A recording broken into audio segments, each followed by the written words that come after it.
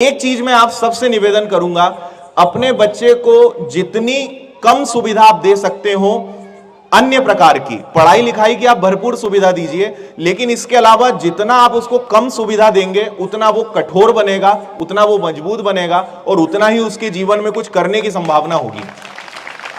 हम लोग उस परिस्थिति से निकले हैं, कोई सपोर्ट खास हमें नहीं मिल पाया। ऐसे कोई घर से हम समृद्ध नहीं थे कि बहुत पैसा, बहुत एकड़ जमीन रखी है, कुछ नहीं भी होगा तो आ जाएंगे।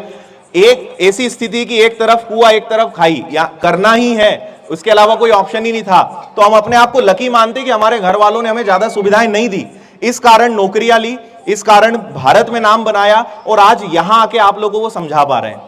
तो सुविधाओं से भागिए और आप अपने बच्चों को बेसिक सुविधा दीजिए। जितनी ज्यादा सुविधा देंगे उतना बाद में वो हमें ही रुलाने वाले हैं। ये हमारा अनुभव है, क्योंकि इंदौर में हम हर प्रकार के बच्चों को देखते हैं, हर प्रकार के बच्चे आते हैं। 100 में से 90% बच्चे जो हैं वापस घर लौटते हैं, 10% कुछ कर पाते हैं क्योंकि उनके माता पिता सुविधा उनको सारी दे रहे हैं। पढ़ाई लिखाई की जितनी सुविधा उतनी दीजिए, बाकी कोई जिद पूरी मत करिए।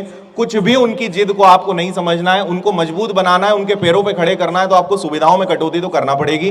क्योंकि एक चीज मैंने कहीं पढ़ी थी कि अगर आप अपने बच्चे को लायक बना देते हो तो वो 10 एकड़ को 100 एकड़ बना देगा, और अगर आपने उसको नालायक ही बने रहने दिया तो वो 10 को 0 भी कर देगा।